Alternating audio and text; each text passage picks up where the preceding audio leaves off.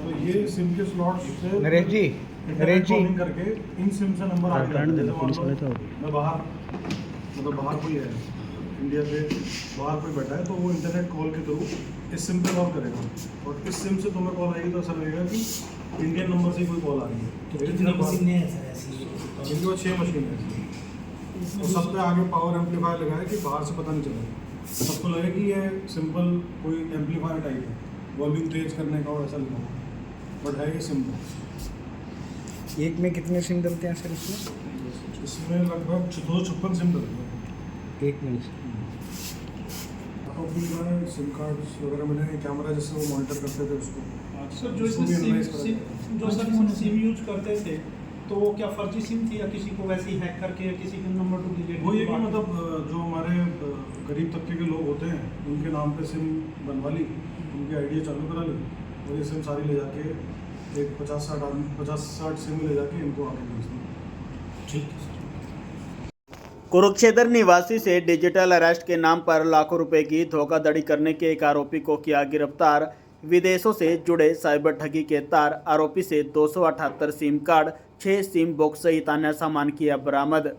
Kurukshetra SP Nitish Agarwal ने आज media को जानकारी देते हुए बताया कि पुलिस ने डिजिटल अरेस्ट के नाम पर लाखों रुपए की धोखाधड़ी करने के एक ऐसे आरोपी को गिरफ्तार किया जो कंबोडिया में बैठे अपने आकाओं के इशारे पर देहरादून में बैठकर ठगी करता था।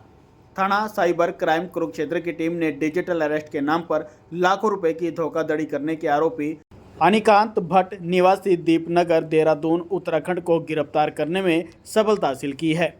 आरोपी से 6 phone, 1 laptop, 278 SIM card, 6 SIM bank सवेट, 1 कैमरा, 2 वाईफाई बॉक्स, 1 पासपोर्ट व 1 पर्स बरामद किया गया है। आरोपी को आज मान्य अदालत में पेश किया गया है।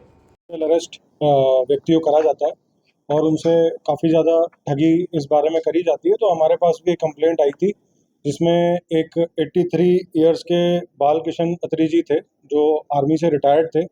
उनके साथ लगभग 78 लाख रुपए का फ्रॉड करा गया था डिजिटल अरेस्ट के माध्यम से, जिसमें हमारी टीम ने बड़ी तत्परता से कार्रवाई करते हुए हमारे एडिशनल एसपी साहब और एसएचओ साइबर के मार्गदर्शन में इसमें एक व्यक्ति को गिरफ्तार करा देहरादून से, जिससे हमें भारी मात्रा में एक तो सिम बरामद हुई है, लगभग 300 के आसपास ये सिम बरामद हुई हैं और उसमें 6 हमें जो एक चौंकाने वाली बात है कि 6 सिम बॉक्स इसमें बरामद हुए हैं, जिससे वो बेसिकली इन सिम बॉक्स को अपने पास लगा के एक कॉल सेंटर चला रहा था वहाँ पे और उस सिम बॉक्स में लगभग ये सारे सिम बॉक्स उसको बाहर से ऑर्डर हुए थे। जो कैम्बोडिया में इसके तार जुड़े हुए हैं, ये व्यक्ति 2023 में और 2024 में इससे पहले भी डिजिटल फ्रॉड में संलिप्त रहा है साइबर क्राइम में, और ये कैम्बोडिया से काफ़ी सारे अपने इस तरीके के पैतरे सीख कर आया था और इसको यही काम अब यहाँ पे करना था, जिसमें इसने कॉल सेंटर चालू करा। 6 बड़े बड़े सिम बॉक्स जो आते थे एम्पलीफायर के बक्से में बंद होके आते थे ये, कि ताकि किसी को भी किसी प्रकार का शक नहीं हो कि ये इसके अंदर सिम बॉक्स है, और उसको इलीगली एक टेलीफोन एक्सचेंज को ऑपरेट करता था यहाँ पे, जिससे कि कोई भी इंटरनेशनल कॉल को इस सिम बॉक्स के माध्यम से वो लोकल लोगों को कॉल करता था। तो कॉल करने वाले तो कैम्बोडिया के होते थे, लेकिन लोकल लोगों को जो कॉल आती थी वो उनको लगता था कि इंडिया नंबर से ही कॉल आ रही है, लेकिन फ्रॉड करने वाले बाहर बैठे होते थे। तो इसके कनेक्शन काफ़ी चाइनीज़ से भी निकले हैं और जो सिम ये मंगाता था अलग अलग जगहों से, दिल्ली से, लखनऊ से, मध्य प्रदेश से और भी कई जगहों से मंगाता था। तो ये काफ़ी बड़ा इसका नेक्सस है जो हम और भी इसमें लोगों को अरेस्ट करने का प्रयास कर रहे हैं। और इसके अलावा हमारी साइबर की टीम ने और भी एक और मुकदमा था जिसमें इन्वेस्टमेंट के नाम से एक आदमी से ठगी करी गई थी, जिसमें हमने 4 बंदों को अरेस्ट किया है जोधपुर से। और इस प्रकार से हमारी टीम ने पिछले 3 दिनों में 5 साइबर क्रिमिनल्स अरेस्ट करें। और ये जो सिम बॉक्स वाली वारदात है ये काफ़ी इंपॉर्टेंट है क्योंकि इसके तार कैम्बोडिया से जुड़े हुए हैं और इससे हमें और भी काफ़ी सारे खुलासे आगे होंगे। तो कितने लोगों को टारगेट किया? देखिए इसमें क्योंकि अभी एक्यूज को हमने अरेस्ट करा है, इसका हम रिमांड लेंगे और उसमें डिटेल इंटरोगेशन में ये सारी बातें आएंगी कितने लोगों को टारगेट करा है। लेकिन क्योंकि इसमें मैग्नीट्यूड 6 सिम बॉक्स, लगभग 300 सिम कार्ड, 2 इंटरनेट राउटर और ये भी बताया गया है इसके द्वारा जो प्रिलिमिनरी इंटरोगेशन करी है उसमें कि इसको वो लोग कैमरे के थ्रू मॉनिटर करते थे, इसकी सारी एक्टिविटी को वो कैमरे के थ्रू देखते रहते थे और इस पे नज़र रखते थे कि ये इसको जो काम निर्धारित करा गया है ये ठीक प्रकार से कर रहा है कि नहीं कर रहा। तो इस प्रकार से काफ़ी हमारी टीम ने काफ़ी अच्छा इसमें काम किया है और हम इसमें लगातार प्रयास कर रहे हैं कि जो डिजिटल अरेस्ट के हमारे जितने भी केसेस होते हैं उनमें हम तुरंत कार्रवाई करें। और आप लोग के माध्यम से ही मैं लोगों को यही बताना चाहूँगा कि डिजिटल अरेस्ट नाम की कोई चीज़ नहीं होती है। पुलिस के पास कोई ऐसी पावर नहीं है कि हम किसी को डिजिटली अरेस्ट कर पाएँ। तो अगर आपके पास इस तरह की कोई कॉल आती है या आपको लोग इस तरीके से डिजिटल अरेस्ट के नाम से आपको अगर अपने कैप्टिविटी में रखते हैं 1 महीने, कुछ लोग जैसे ये जो व्यक्ति थे इनको लगभग 25 से 30 दिन तक बोला गया कि ये डिजिटल अरेस्ट हैं और ये बैंक से इन्होंने पैसे भी ट्रांसफ़र करे और काफ़ी सारी चीज़ें करी। तो ये मैं आप लोग को बताना चाहता हूँ कि लोगों को भी ये बात पता चले कि डिजिटल अरेस्ट नाम की कोई चीज़ नहीं होती और इसमें कोई भी इस तरीके जाल में नहीं फंसे। कितने आरोपी हैं? इसमें जो हमारा डिजिटल अरेस्ट का मामला है इसमें अभी हमने एक आरोपी को अरेस्ट करा है, लेकिन इसके तार हमें अभी MP, दिल्ली, लखनऊ और कुछ देहरादून के और मिले हैं जिन पे अभी हम काम कर रहे हैं, टेक्निकल काम कर रहे हैं। और जो हमारे दूसरा मुकदमा है उसमें चारों आरोपी जोधपुर के हैं जिनकी एज लगभग 24 से 25 साल की है, जिनका वही काम था कि वो अपने बहुत सारे अकाउंट्स को बेचने और खरीदने का काम करते थे और काफ़ी लार्ज स्केल पे काम करते थे। जैसे आपने बताया कि कंबोडिया से गिरफ्तार हुए, क्या इस यात्रा करते थे? हाँ जी, जैसा कि मैंने बताया कि 2023 में और 24 में इसने कंबोडिया में ये गया है और वहाँ पे इसने जो भी जो कंपनी थी वहाँ की वो इसको पेमेंट भी करती थी इसका काम करने के लिए। तो वही कंपनी जो साइबर फ्रॉड में इन्वॉल्व है वही कंपनी इसको यहाँ पेमेंट करती थी कि वो अपना एक जो कॉल सेंटर है वो यहाँ पे भी चला के ज़्यादा से ज़्यादा लोगों को फ्रॉड कर सके।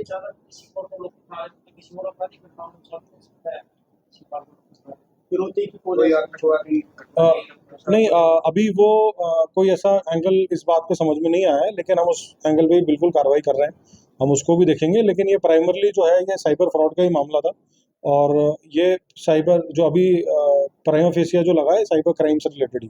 कितने लोगों को अब तक इन्होंने शिकार जैसा कि मैंने आपको बताया कि अभी हमने इसका रिमांड हम कोर्ट से लेंगे और इसमें जो भी आगे एनालाइज करके हमारे पास I4C से भी डेटा आता है कि कितने लोगों का उसने फ्रॉड करा है वो भी हम जांच करेंगे, लेकिन इसमें काफ़ी बड़ा मैग्नीट्यूड निकलेगा क्योंकि ये जो अकेला फ्रॉड था एक व्यक्ति के साथ जो करा था 78 लाख रुपए का था। मोस्ट प्रॉब्ली जो जो फ्रॉड के शिकार होते हैं वो शिकायत नहीं करते, लोगों के लिए आपको क्या?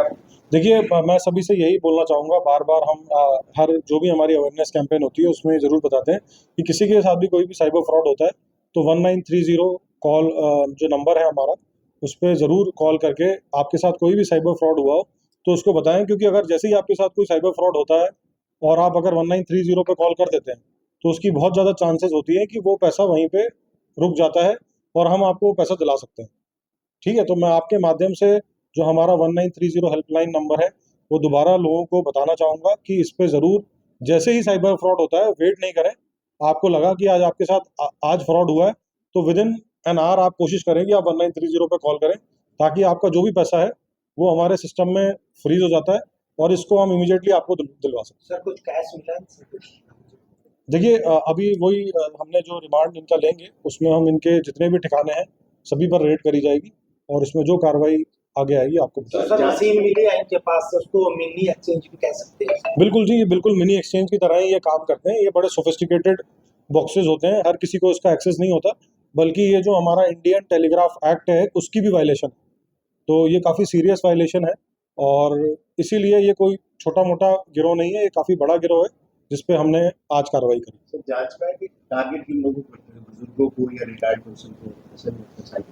देखिए, जैसा कि मैंने आपको इनकी प्रोफाइल बताई, जो हमारे कंप्लेनेंट थे ये बुजुर्ग भी थे और कहीं ना कहीं इसमें ये चीज़ ज़रूर लगती है कोई ना कोई बैंक ऑफिशियल भी इन्वॉल्व हो सकते हैं जो इस तरीके का डेटा साइबर फ्रॉडस्टर्स के साथ शेयर करते हो। तो उस पहलू पे भी हम बिल्कुल जांच करेंगे कि जो हमारे कंप्लेनेंट थे उनकी इन्फॉर्मेशन इन साइबर फ्रॉडस्टर्स तक कैसे पहुंची। सर जो मोबाइल से इनकी आईडी नहीं, ये सारी बिल्कुल अलग अलग आईडी से हैं, मतलब इनका काम ही यही है कि ये मतलब जो लेबर तबका होता है या फिर और जो वर्कर्स होते हैं उनकी आईडीज बनवा के इकट्ठी खरीदते हैं और इकट्ठी इन लोग को बेचते हैं और फिर ये लोग उसका मिसयूज करते हैं। अकाउंट की बात करें, बैंक अकाउंट जैसे ये दूसरों को यूज करते हैं या अपने देखिए ट्रांसफर करते हैं पैसे। जो बैंक अकाउंट्स होते हैं वो भी जिस तरीके से सिम कार्ड फर्जी होते हैं उसी प्रकार से बैंक अकाउंट्स भी मोस्टली म्यूल अकाउंट्स ही होते हैं।